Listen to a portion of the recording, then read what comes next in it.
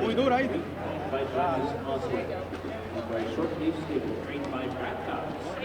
Rosario, the winning rider. Joel Rosario, Kentucky, by the winner, 6 hours, 145. Yeah, could you have asked the race to play out any better, Brad? No, it played out kind of like what we thought it would on paper. She looked like the lone speed. Joe was just able to, establish a clear lead, no pressure really, and saw the second quarter in 49. Felt pretty comfortable there. She was leaning out a little bit more than she sometimes does. She's a filly with a soft mouth, always has kind of had that soft mouth, tough to train in the morning, but she put it all together today. I was proud of the effort, and it was a big step up, grade 2 victory today. Answered the distance questions, because some people had questions about her distance capability. Yeah, and I could see that just based off of her runs. I mean, her last race, it was her second run off the layoff, first time going 2 turns since, running the fantasy. So, she just third run off the layoff. I think she kind of answered that question, that she's capable of winning around 2 turns. And you think this is her home is grass?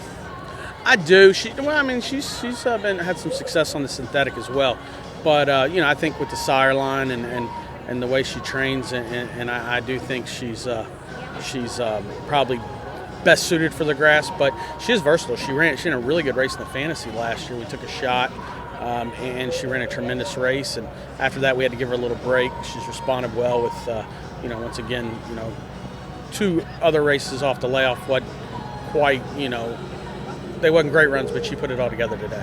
Johnette is from Hot Springs, so will you be taking her to? No, I don't think so. We'll talk it over with him. We tried that last year. It wasn't like I said a bad idea. She was third in the fantasy, but just based off how she trains, I think she's better suited for the turf. With anything like the synthetic, you mentioned anything for a turf? Yeah, it's possible. It might be one of those things where we just kind of buy our time until the spring when there's more options on the grass in this region of the country.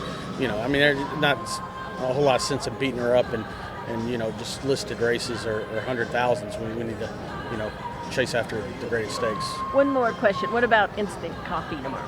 Favorite in the Kentucky Jockey Club? Yeah, I like him a lot. His work here last weekend was really, really good. He's a horse that's continuing to get better all fall. I expect him to run really, really big. Louis rode him last time. And, he learned a lot in that race. It was a good group of horses. I know the horse that runs second's good, and the horse that won it come back and won the Breeders' Cup. So he chased some really good horses around there last time, and I look for him to improve. Same owner, can you compare him to Cyberknife? Well, he's not. He'd honestly, I tell it how it is. I don't think he's quite the talent Cyberknife is. Cyberknife as a 2-year-old was a very, very talented horse, but this is a good horse. I do like him, and I really like him in the spot tomorrow.